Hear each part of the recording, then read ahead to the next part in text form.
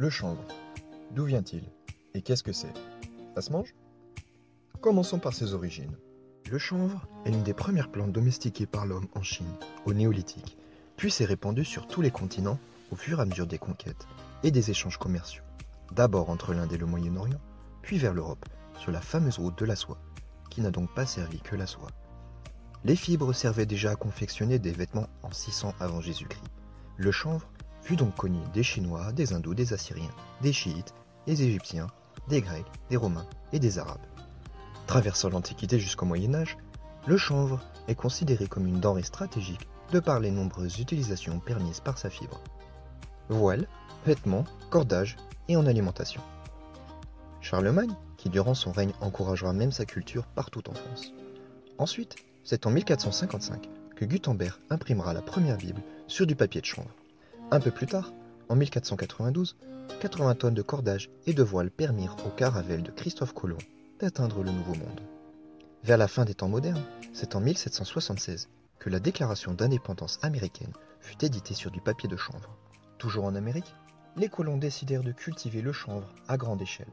Benjamin Franklin ouvrit l'une des premières usines où l'on fabriqua du papier à partir de chanvre, ce qui permet aux États-Unis de disposer d'une presse libre indépendante de la cour d'Angleterre. Jefferson dira même « Le chanvre est la première nécessité pour la santé et la protection du pays ». George Washington, premier président des États-Unis d'Amérique, en cultivait sur sa plantation, comme en témoigne son journal. En 1794, il donne l'instruction suivante à ses hommes. Prenez le plus possible de graines de chanvre indien et semez-en partout. Vous le comprendrez, le chanvre était présent partout. La presse, les drapeaux, les vêtements et les billets de banque étaient imprimés sur du papier issu de la production du chanvre. Même les plus grands artistes comme Van Gogh peignaient sur des toiles en chanvre.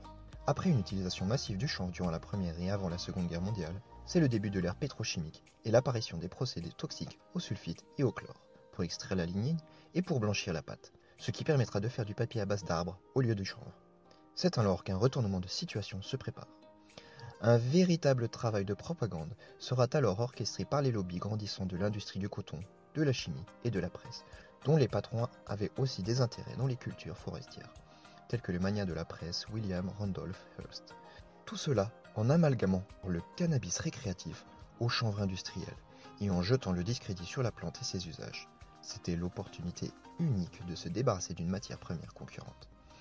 C'est donc suite à l'initiative de Dupont de Nemours que la Marijuana Tax Act fut éditée en 1937. La production de chanvre fut freinée par l'imposition de fortes taxes jusqu'à 70%. Résultat, le nylon fait à base de pétrole sera breveté dès 1938.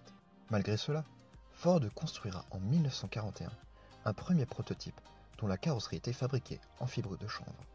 La carrosserie était 10 fois plus résistante que l'acier et beaucoup plus légère, et le moteur était même conçu pour rouler à l'huile de chanvre. Les États-Unis, de par leur influence mondiale grandissante, auront fait pression pour réfréner l'usage du chanvre au niveau mondial, en exprimant le fait que la marijuana était un danger menaçant pour tous. Voici l'évolution du chanvre en France à partir de 1840. Jusqu'au milieu du 19e siècle, 176 000 hectares de chanvre étaient cultivés en France, soit 2% des terres cultivables à l'époque. Déjà en déclin en 1862, encore plus de 100 000 hectares de surface de chanvre sortaient de terre. La toponymie révèle même que la culture était largement répandue.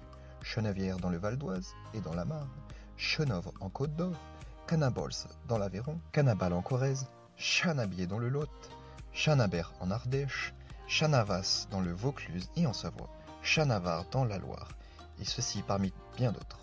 Certains blasons portent d'ailleurs très nettement le patrimoine traditionnel lié au chanvre, comme celui du Val d'Oise. Un dernier exemple, Massilia, l'actuelle Marseille, exportait dès le 7e siècle avant notre ère des cordages de chanvre.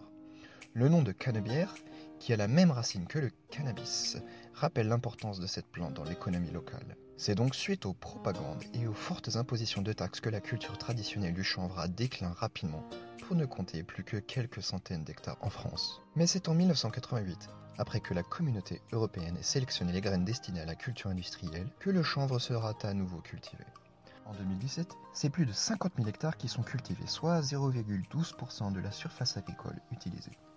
Et aujourd'hui, la France cultive la moitié du chanvre européen.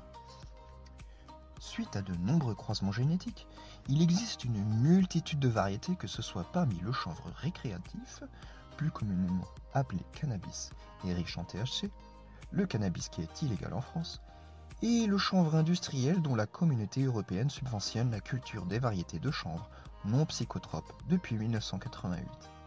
Les graines sont sélectionnées pour être exemptes de THC. Le chanvre est donc un produit totalement inoffensif, bien au contraire, il est bon pour la santé. Le chanvre industriel est de plus en plus cultivé en France et les débouchés s'élargissent. Dans le chanvre, tout se valorise. Il est très utile dans de vastes domaines. Par exemple, en cosmétique, l'huile est extrêmement riche en nutriments et minéraux. L'huile est très bénéfique pour la peau et les cheveux. Elle peut même aider à la cicatrisation. En textile, le chanvre est 20 fois plus résistant que le coton et les vêtements ont une durée de vie beaucoup plus longue. En papeterie, 1 hectare de chanvre produit autant de pulpe que 4 hectares de bois sur 20 ans. Les arbres mettent des années à pousser, alors que le chanvre est annuel et devient mature en l'espace de 4 à 6 mois, alors qu'il faut des dizaines, des centaines d'années pour les arbres. En plasturgie, le chanvre peut entièrement remplacer la pétrochimie. Imaginez une bouteille de plastique que l'on puisse jeter dans la nature et qui se dégraderait en quelques jours. Les huiles, on peut faire de l'huile de moteur, des vernis, de la peinture, des lubrifiants et même des résines. Pour la construction, pas d'amalgame. En médecine, le chanvre a de très nombreuses propriétés. Le cannabis médicinal est un marché porteur connaissant de très larges investissements. Il peut soigner les nausées, les vomissements, l'anorexie, la cachexie, les spasmes, les troubles de mouvement, les douleurs, le glaucome, l'épilepsie, l'asthme, la dépendance et les états de manque, des symptômes psychiatriques, des dépressions, des maladies auto-immunes et les inflammations, l'épilepsie et divers syndromes variés tels que le cancer. En bâtiment, le centre de la tige est utilisé pour l'isolation et le chanvre est environ 5 fois plus résistant que le bois. Il est aussi un répulsif naturel contre les micro-organismes et les parasites. 100% de la maison peut être fabriqué en chanvre, mélangé à de la terre et peut être allié avec du bois. En agriculture, le chanvre repousse les parasites et est un grand concurrent des herbes sauvages. Donc, pas besoin ni de glyphosate ni de Roundup. Et bien sûr en alimentation, non seulement pour l'homme, mais aussi pour les animaux. Les noix de chanvre sont un peu plus grosses que les graines de sésame et ont une douce saveur de noisette, avec le petit côté fruité de l'olive. Les graines de chanvre entières apportent 590 calories pour 100 grammes, 22 à 25% de protéines avec les 8 acides aminés essentiels. Qualitativement parlant, ces protéines sont proches de celles de la viande et du poisson, mais sans cholestérol ni acides gras trans. Elles se rapprochent aussi de celles du soja, mais étant plus digestes. 25 à 34% de glucides, 30 à 34% de lipides, 35% de fibres, dont 3% de solubles qui contribuent à faire baisser notre taux de cholestérol sanguin et à ralentir l'absorption du glucose dans le sang.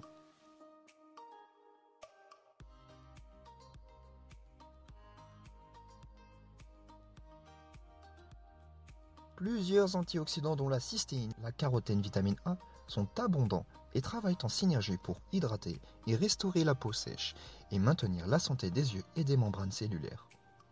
Le chanvre ne contient pas de gluten. Les huiles contiennent surtout des acides gras essentiels, oméga 6 et oméga 3, en proportion idéale, dont le corps a besoin pour les utiliser. Ces oméga 6 et oméga 3 travaillent en synergie et ont besoin l'un de l'autre pour être activés. Ils interviennent dans la prévention des maladies auto-immunes, de surpoids ou du cancer. Ils protègent les artères du cœur et sont un modulateur hormonal. Il faudrait combiner plusieurs aliments et différents suppléments pour obtenir une valeur nutritive aussi exceptionnelle que le chanvre. C'est pour cela que le chanvre est considéré comme un super aliment.